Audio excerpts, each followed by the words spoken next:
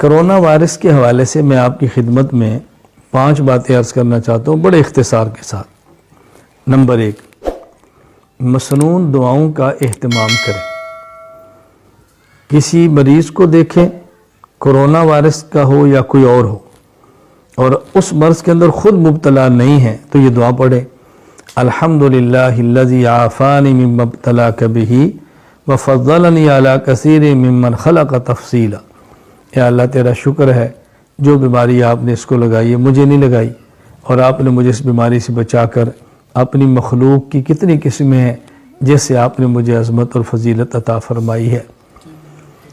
اسی طرح مریض کے لیے دعا پڑھیں 7 مرتبہ، اسأل اللہ العظیم رب العرش العظیم ان یشفیہ، یہ 7 مرتبہ پڑھیں تاکہ اللہ تعالیٰ اس کو شفا عطا فرمائے۔ میں نے آپ کی خدمت میں 2 دعائیں تو یہ بتائیں کہ مریض کو دیکھیں یہ پڑھیں اپنے لیے، اور ایک مریض کے لیے پڑھیں، اور 2 دعائیں ایسی ہیں کہ عموماً اس کا اہتمام کریں۔ نمبر 1، اللہم انی اعوذ بک من البرس والجنون والجذام ومن سیء الاسقام۔ اے اللہ میں آپ کی پناہ میں آتا ہوں۔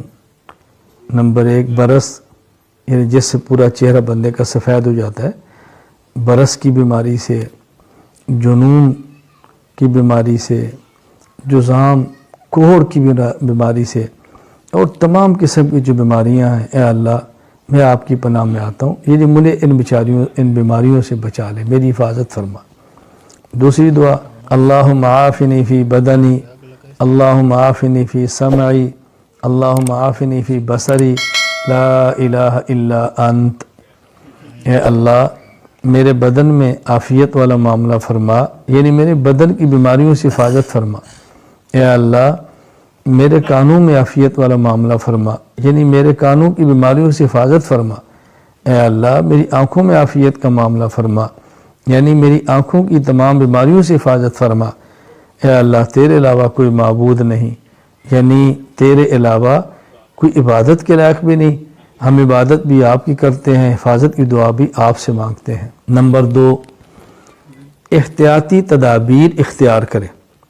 جہاں مرض ہے، وبا پھیلی ہے، وہاں نہ جائیں، اور جہاں وبا پھیلی اگر وہاں رہتے ہیں تو وہاں سے نہ دوڑیں، یہ بھی ایک تدبیر ہے۔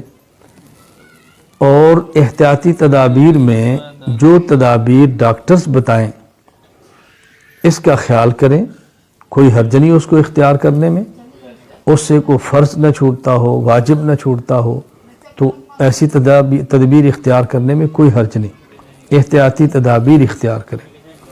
نمبر 3، حکومت وقت اپنے ملک کے اعتبار سے ایسے موقع پر جو انتظامی حکم نامہ جاری کرے اس پر عمل کرے۔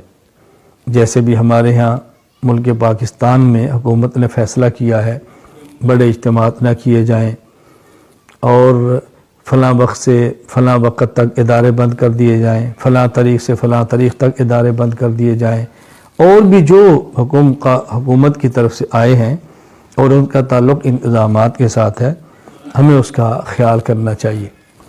نمبر 4، اس حوالے سے اس کا بہت خیال کریں کہ افواہیں نہ پھڑائیں، سنی باتیں آگے نقل نہ کریں، بلا وجہ ایسی باتیں نقل نہ کریں جس کا کوئی سر اور پاؤں نہ ہو، افواہیں نہ اڑائیں، سنی باتیں آگے پیش نہ کریں۔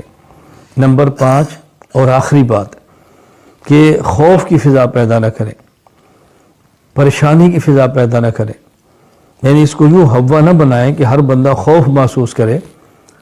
جب ہم نے دعائیں بھی پڑھی ہیں، احتیاطی تدابیر بھی اختیار کی ہے جو ہمارے اختیار میں ہے، ہمیں اللہ پر توکل اور بھروسہ بھی رکھنا چاہیے، اس لیے خوف کی فضا پیدا نہ کریں، اس سے بچیں، معمول کے مطابق اپنی زندگی جاری رکھیں، اور اللہ تعالیٰ نے جو مقدر میں مصیبت لکھی ہے اس نے آ کے رہنا ہوتا ہے۔ اللہ تعالیٰ سے دعا کریں کہ اللہ تعالیٰ پوری امت کو اس وقت اس مصیبت سے نجات دے، اللہ تعالیٰ ہم سب کی حفاظت فرمائے۔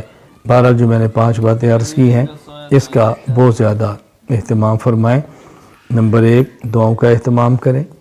نمبر 2، احتیاطی تدابیر اختیار کریں۔ نمبر 3 ڈاکٹرز اور حکومت کی انتظامی ہدایات پر عمل کریں۔ نمبر 4 افواہیں نہ پھیلائیں۔ نمبر 5 خوف و ہراس کی فضا پیدا نہ کریں۔ اللہ تعالی ہم سب کی حفاظت فرمائے۔